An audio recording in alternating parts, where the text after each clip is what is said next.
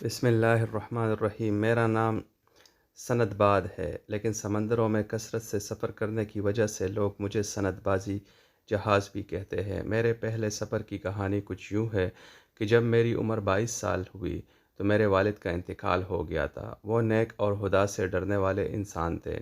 اس کے علاوہ وہ اپنے شہر کے سب سے بڑے تاجر بھی تھے۔ مجھے میراث کے طور پہ بہت سا مال ملا۔ پھر وہی ہوا جو ایسے حالات میں ہوا کرتا ہے۔ دولت کی فراوانی کی وجہ سے میں عیش و عشرت میں پڑ گیا۔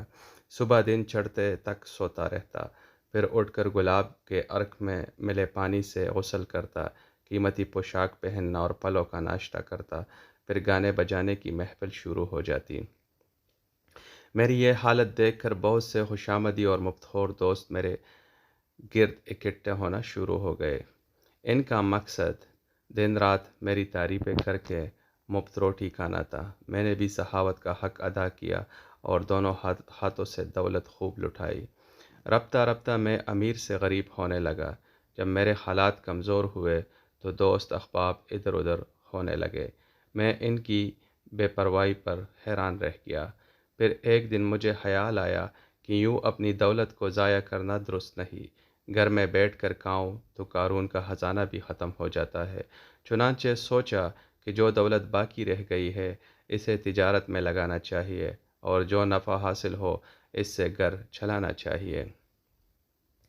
اگلا دن میں نے اپنا مال و اسباب بیچا اور دوسرے تاجروں کے ساتھ اپنے شہر کی بندرگاہ سے بصرہ کی طرف روانہ ہو گیا۔ ہم خلیج فارس کے راستے جزائر مشرق کے قریب سے ہوتے ہوئے آگے بڑھ رہے تھے۔ دوران سفر ہم کئی بندرگاہوں پر اترے، پچھلا سامان بیچا اور نیا سامان خرید لیا۔ سب کچھ بالکل ٹھیک چل رہا تھا۔ یہ کہانی بڑی انٹرسٹنگ ہے میرے دوستو، اور سے سننا، انجوائے کرنا۔ ایک دن موسم خوشگوار تھا۔ ہمارا جہاز بڑی تیزی سے سمندر کے سینے کو چیرتا ہوا آگے بڑھ رہا تھا۔ اچانک ہمارے راستے میں ایک چھوٹا سا جزیرہ آ گیا۔ ہمیں معلوم بھی نہ تھا کہ ہمارے ساتھ کچھ برا ہونے والا ہے۔ کپتان اس جزیرے کو دیکھ کر بہت حیران ہوا اور نقشہ نکال کر دیکھنے لگا اور حیرت سے بولا، نقشے میں تو اس جگہ کوئی جزیرہ نہیں، معلوم نہیں یہ کہاں سے آ گیا، یہ کوئی جادو کا جزیرہ تو نہیں۔ ہم سب اس کی یہ بات سن کر ہنس پڑے۔ جزیرہ کھیل کے میدان جتنا وسیع تھا اور اس پر نرم نرم زرد رنگ کی گھاس لہرا رہی تھی۔ کپتان نے ملاحوں کو حکم دیا، بادبان کھول دو اور جہاز کو جزیرے کے قریب لے جاؤ۔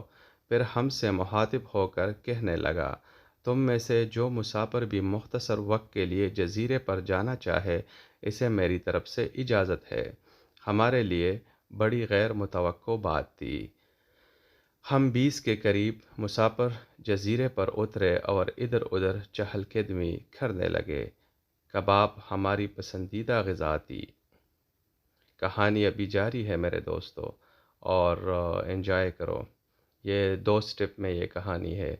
2-4 آدمی جہاز سے لکڑیاں اتار لے آئے اور آگ جلانے کی تیاری کرنے لگے۔ ہم بہت خوش تھے اور ایک دوسرے سے خوب مذاق کر رہے تھے۔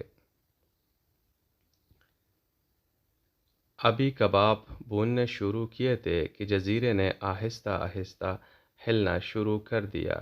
پھر دیکھتے ہی دیکھتے جزیرہ اپنی جگہ سے خاصا ہٹ گیا۔ اس کے بعد ہم نے شدید جھٹکا محسوس کیا۔ ہر شخص یہی سمجھا کہ زلزلہ آ رہا ہے۔ اتنے میں جہاز کے کپتان کی آواز آئی، جلدی واپس آؤ ورنہ مچھلی پانی میں واپس چلی جائے گی، جلدی کرو۔ جلد یا تب ہمیں پتہ چلا کہ جسے ہم جزیرہ سمجھ رہے ہیں وہ کوئی بہت بڑی مچھلی تھی جو دھوپ سینکنے کے لیے سمندر کی سطح پر آئی ہوئی تھی۔ مسافروں میں سے جو تیز رفتار تھے وہ تیر کر جہاز پر پہنچ گئے، کچھ درمیان میں ڈوبنے لگے، اور میں تو ابھی مچھلی کی پشت پر ہی تھا کہ اتنے میں اس مچھلی نے پانی میں ڈبکی لگانا شروع کر دی۔ بڑا عجیب منظر تھا۔ مچھلی آہستہ آہستہ نیچے لہروں میں جا رہی تھی اور میرے چاروں طرف پانی بلند ہو رہا تھا۔ کسی کے وہم گمان میں بھی نہ تھا کہ جزیرہ نہیں بلکہ مچھلی ہے۔ مجھے تو اور کچھ سمجھ نہ آیا تو میں نے جلدی سے لکڑی کا ایک ٹکڑا پکڑا اور جلانے کی غرض سے جزیرے پر چلا گیا تھا۔ کہانی ابھی سٹارٹ ہے دوستو۔ آخری منظر جو میں نے دیکھا یہ تھا کہ ملاحوں کا شور و غل برپا تھا اور جہاز مجھ سے دور ہوتا جا رہا تھا۔ اتنی بڑی مچھلی کے پانی میں غوطہ لگانے کی وجہ سے پانی میں بونچال سا آ گیا۔ سخت گھبراہٹ کا وقت تھا۔ میں نے مضبوطی سے لکڑی کو اپنے دونوں بازو میں لے لیا اور آنکھیں بند کر لی۔ میں کچی لہروں کے اوپر ہوتا کبھی نیچے۔ چند گھنٹوں بعد اندھیرا چھا گیا اور بارش شروع ہو گئی۔ میرا خوف سے برا حال تھا۔ مجھے معلوم نہیں تھا کہ میں ساری رات کہاں بہتا رہا۔ آخر خدا خدا کر کے صبح ہو گئی اور دور ساحل کی زمین نظر آنے لگی۔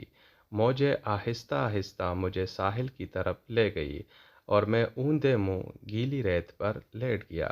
سردی، تھکن اور بھوک سے میری جان نکلی ہوئی تھی۔ منہ میں بھی کچھ پانی چلا گیا تھا۔ کتنی ہی دیر اسی حالت میں لیٹا رہا۔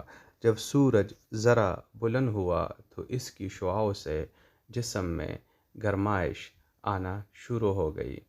میرے دوستو، یہ اس کہانی کا پہلا پارٹ تھا اور دوسرے پارٹ کے لیے ابھی ہم دوسری ویڈیو بنا رہے ہیں، تو ہمارے ساتھ جڑے رہیے اور ابھی چلتے ہیں اس کہانی کے دوسرے پارٹ پہ۔